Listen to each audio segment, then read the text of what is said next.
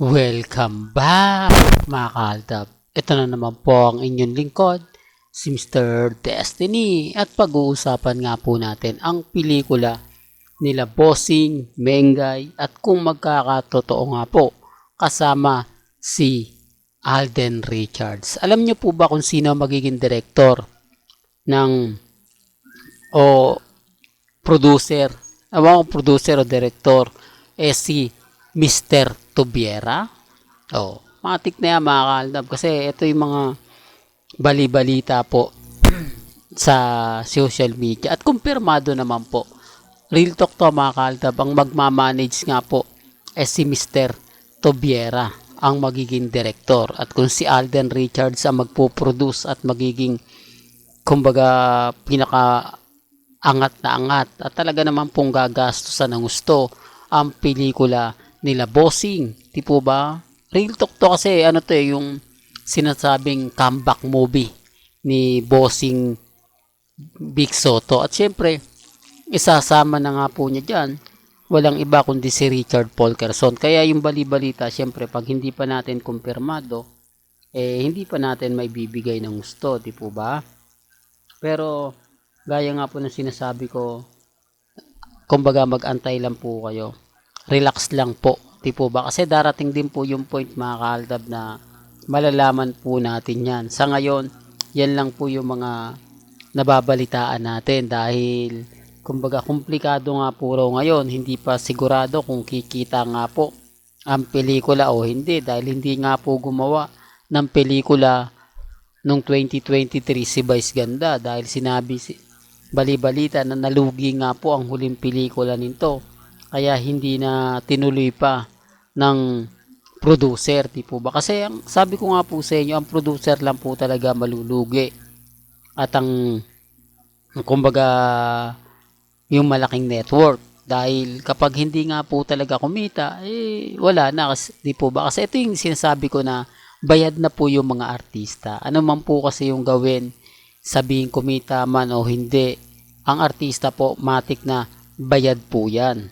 Kaya nga po todo yung pagpopromote ng mga artista kapag may mga pelikula sila kasi once na hindi siya kumita, hindi ka na niya kukunin sa next project.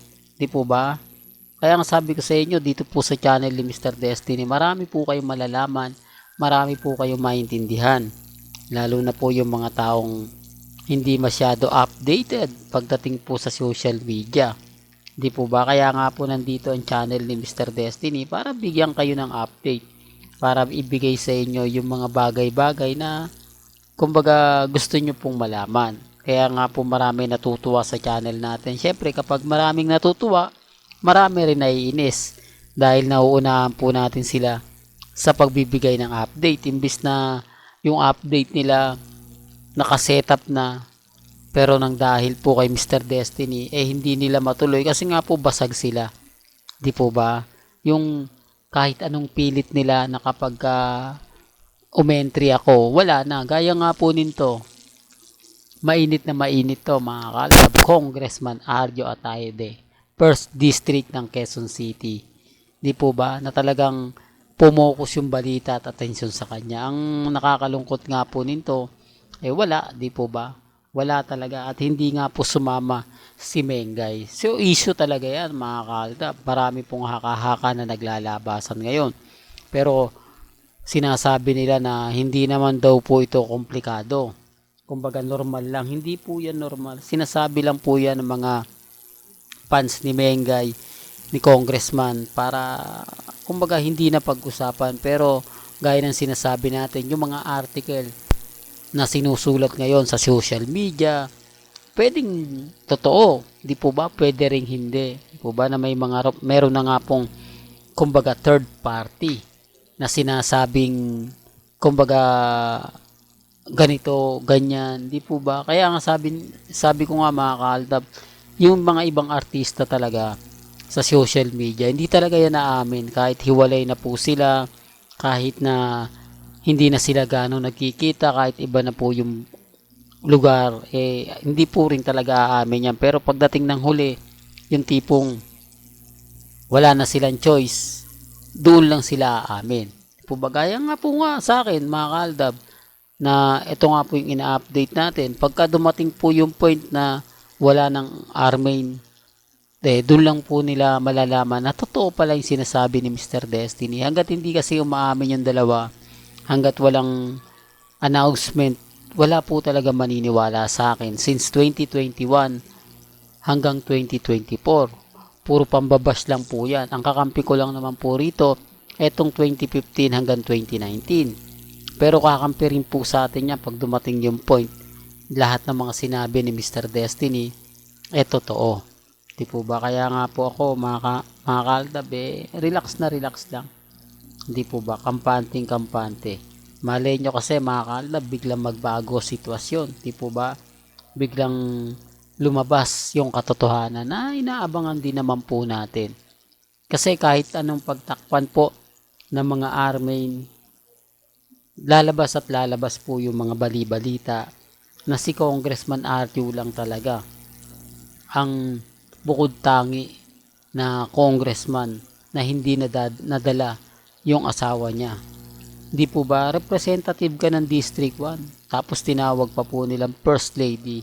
Natawa nga po ako doon dahil di po ba ang First Lady kumbaga presidente ang asawa mo kaya ikaw ang magiging First Lady ng Pilipinas, pero hindi may First Lady po pala ng Quezon City District 1 at yun po ay si Maine Mendoza.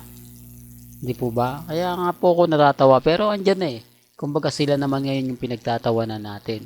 Sila naman ngayon ang binabatikos natin. Di po ba? Na nasaan na ang sinasabi nilang District 1? Nasaan na yung sinasabi nilang Maine Mendoza na kumbaga sobrang nakapokus kay congressman? Gaya nga na sinasabi ko, di po ba? Sa video pa lang malalaman nyo na matagal po silang hindi nagkikita dahil sa video na yon pagpapatunay lang yon na hindi po talaga nakatira si Mengay sa sinasabi nilang bahay nila Congressman Arjo sa District 1. Para lang klaro, para lang po sa kaalaman ng lahat. Well, balikan natin itong comeback movie ni Mengay at ni Bossing. Sinasabi po nila mga kaaldab na after ilang years ng pandemic muli na naman pong magbabalik at pasisiyahin tayo. Di po ba na pagkatapos nga po ng mission Unstoppable hindi na nga po naulit. Pero relax lang po kayo kasi ito na po yung pinakaabangan. Sabi ko nga po sa inyo yung management ni Alden Richards nakikipag-usap na. Ito yung tinututukan natin. Malay nyo mga kaaldab, di po ba? Sabi ko nga po sa inyo si Bossing kailangan niya ngayon ang isang artista na malakas. Kailangan niya ngayon ang isang artista na talagang masasabi mong kayang magbitbit, di po ba, na mga nanonood. Real talk mga kaaldab kasi itong comeback, alam naman po natin at hindi naman dingid sa inyong kaalaman na karamihan po talaga ng mga fans ni Bossing matatanda na. Nasa edad na niya.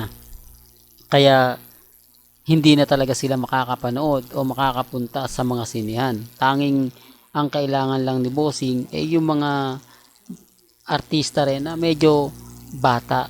Di po ba na tatangkilik? Di po ba parang kumbaga sinasabi niya na kailangan niya lang sa komedya. Yung tipong alam nyo na mga kaaldab na hahatak po.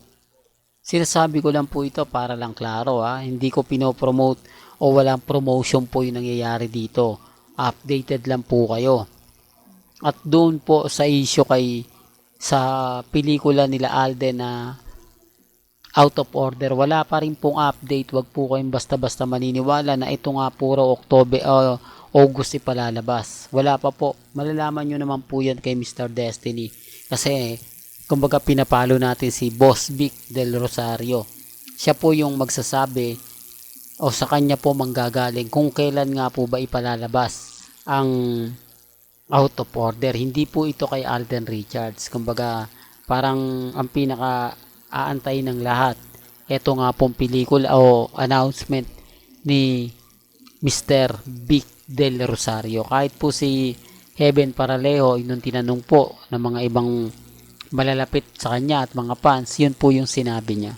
Well, hanggang dito na lang po ang ating latest updates. Kaya kung gusto nyo pa po ng pinaka-latest at sariwang update, abay tumutok lang po kayo dito po sa channel ni Mr. Destiny para updated po kayo sa mga latest at sa mga bagong video po na ilalabas po natin maya-maya lang.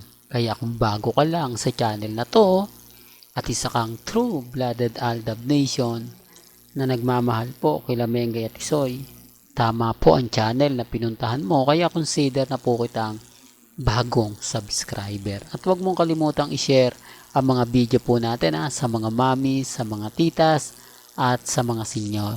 Hanggang sa muli, salamat po sa panonood at pakikinig.